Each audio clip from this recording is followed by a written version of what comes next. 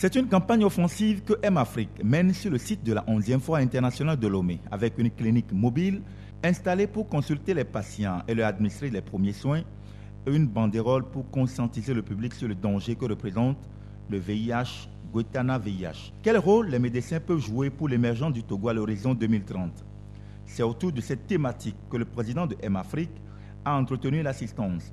De la consultation aux interventions chirurgicales, des patients ont été pris en charge sur toute l'étendue du territoire national par les médecins d'M-Afrique.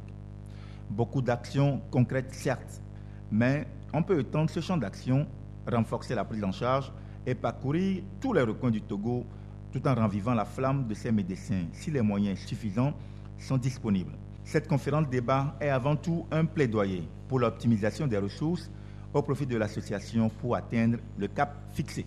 Le Togo doit être un pays émergent. Quel est le rôle des agents de santé? Qu'est-ce que les médecins, quelle attitude nous devons avoir aujourd'hui pour que le Togo soit au rendez-vous de l'émergence en 2030? Aujourd'hui, plus que jamais, nous devons nous armer, travailler, avoir une vision. Sans vision, nous ne pouvons pas être productifs. Nous devons nous projeter dans 10 ans, 15 ans pour imaginer ce que peut être le secteur de la santé.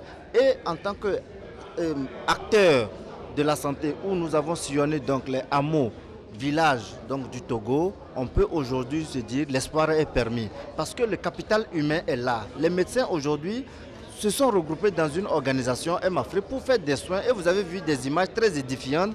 L'expertise est là.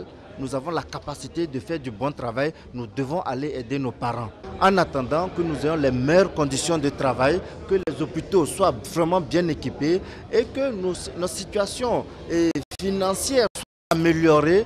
M-Afrique veut étendre sa couverture au Ghana, au Nigeria et en Afrique centrale.